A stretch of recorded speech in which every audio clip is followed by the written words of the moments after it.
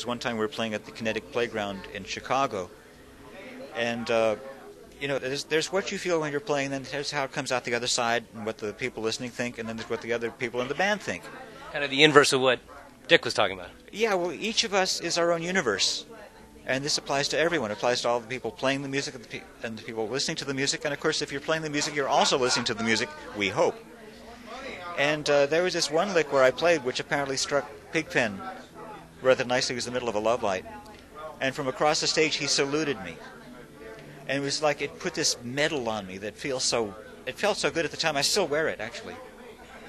If you could tell Dick, this is really the show that should be remembered. What show would you pick out for Dick's Picks? I wouldn't presume to tell him because he's in a much better position than I. When you're on the game board, you trade perspective for objectivity.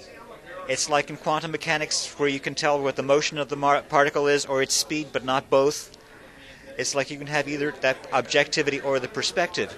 And so I was talking with, pardon me while I name drop, I was talking with Mike Gordon of Fish about this.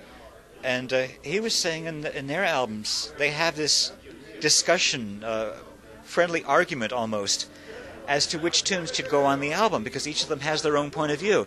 It's inextricably tied into how you feel about how you personally played. Nobody wants to be put out in a public disc for eternity with a couple of clams sticking out, Conversely, if you had a particularly good night, you would like to put that one out, whereas that could be the same night that somebody else had a rotten time. There are times more often than not where nobody's particularly enthused about it at the time, yet when you listen to the tape, there's some resultant magic that happens. And that's where people like Dick come in. You hit that do-do-do-do, and 100,000 kids just go, ah! I mean... Or like that domino effect. Yeah. Do you feel the love coming up and hitting you? I mean, do you feel like different vibes circling the stadium? Could you feel all that, or is that just an audience thing? Put it this way, I don't believe in miracles. I rely on them. But I'm sure you feel that all through the music. And from the first time in the studio when I played the part on Alligator, the piano part, it's almost as if I could imagine it coming out of all the speakers it would be coming out of. It was a very Jungian, primal sort of connection, an electric shock almost, although a very pleasant one. How would it work with the process? I mean, when you go back and sound check songs, I mean, would you know how the show is going to develop, or would it develop on stage and kind of play out as it was, This is where Zen comes in.